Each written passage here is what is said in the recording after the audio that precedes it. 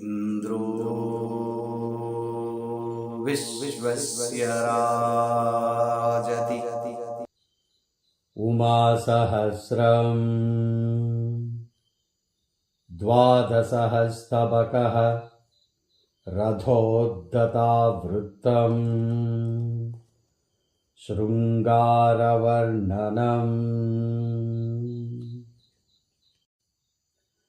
सर्वधैर्यगुणसातसस्त्रिका शम्बरारिजयकेतुपट्टिका मन्दहासकलिका मदापदं पर्वतेन्द्रदुहितुर्व्यपोगतु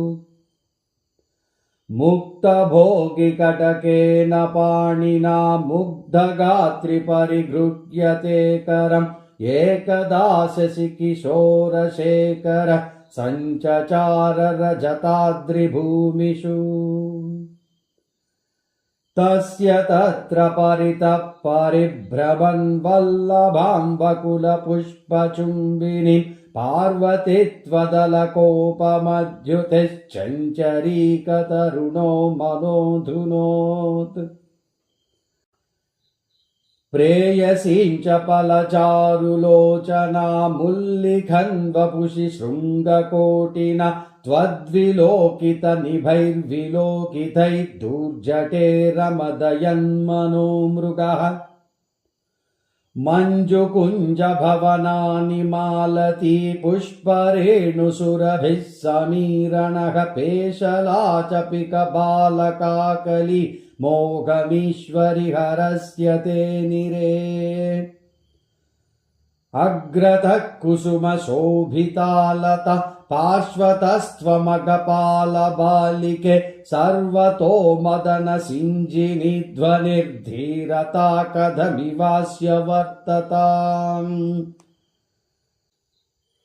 कीरकूजितसमाकुले वने शम्भुमम्ब तव पार्श्ववर्तिनम् आजगानमकरध्वजः शरैरर्धयन्त्यवसरे हि शत्रवः ताडितो मकरकेतुना शरैरंसदेशमवलम्ब्य पाणिना एकहायनकुरङ्गलोचनां त्वामिदं किल जगादशङ्करः काकलीकलकलं करोत्यसौ बालचूतमधिरुह्य कोकिल वाचमुद्गिरसरोजलोचने गर्वमुन्नतमियं विमुञ्चतु फुल्लकुन्दमकरन्दवाहिनो मल्लिकामुकुलधूलिधारिण कम्पयन्ति शिशवः समीरण पल्लवानि हृदयं च तन्विमे वर्णनेन कृतचक्षुषः श्रियः सुप्रसन्नमधुराकृतीनिते अङ्गकानि दयिते भजेर्भकश्वेदबिन्दुगरडेन वानिलः तावदेव मम चेतसो मुदे भर्गमेतदनघाङ्गिभर्गिणः यावदक्षिपदमेष विश्लतो गाहते न कबरीभरस्तव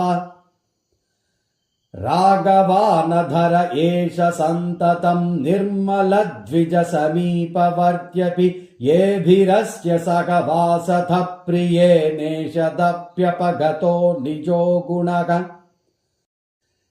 चक्षुषः सुददिते सगोत्रता कैरवैर्निशिदिने कुशेशयै कश्यपैरपि वसिष्ठबान्धवैर्भूसुपर्वण इव द्विगोत्रिणः अल्पयाप्यति समर्थतास्मितज्योत्स्नया गगनगंहरतमः केवलं सुवचनामृतं किरच्चन्द्रबिम्बमतुषारमाननम् नित्यमब्जमुखिते परस्परश्लिष्टमश्लधपटीकुटीरगं सर्वरीभयविवर्जितं स्थलीचक्रवाकमिथुनं कुचद्वयम् लालनीयमयि देवमौलिभिः कोमलं चरणपल्लवद्वयं कच्चिदद्रिपुरुहूतपुत्रिकेन स्थलीतुदति कर्कशातवा एवमादिवदति त्रिलोचने त्वन्मुखे लसति मौनमुद्रया आततान जलचारिकेतनो नर्तनं नगमहेन्द्रबालिके देवि ते पुरजिता वदंसितः पारिजातकुसुमस्रजाकच मानसं पुरजितो मुना कृतं स्मर्यते क्वमलिरात्मनाकृतम् ब्रह्मचर्य नियमादचञ्चल नायिका यदि लुलायमर्दिनि नायकश्च सुमबाणसूदनो वेदको रतिरहस्यमेतयोः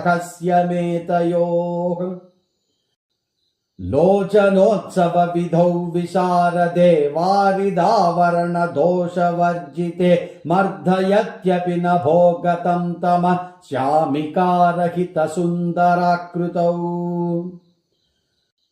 भाति शीतकिरणस्तनन्धये प्राणनायक जटाकुटीजुषि शुभ्रपर्वततटे शुभाङ्गिते सम्मदाय न बभूव कानिसा सन्तु भूषणसुधां सुधीधिव्यक्तमुग्धमुखशोभयोर्मितः तानि तानि गिरिजा गिरीशयो क्रीडितानि जगतो विभूतये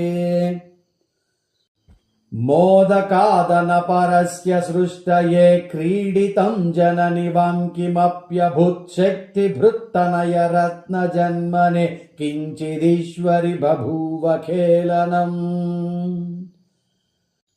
माधुरीरसपरिप्लुता इमा काव्यकण्ठविदुषो रथोद्धता आदधत्वचलनादनन्दिनी मानसे कमपि मोदमुत्तमम् इति श्रीभगवन्महर्षिरमणान्तेवासिनो वासिष्ठस्य नरसिंहसूनुनोर्गणपते कृता उमासहस्रे तृतीयं शतकं सम्पूर्णम्। इन्द्रो विश्वस्य राजति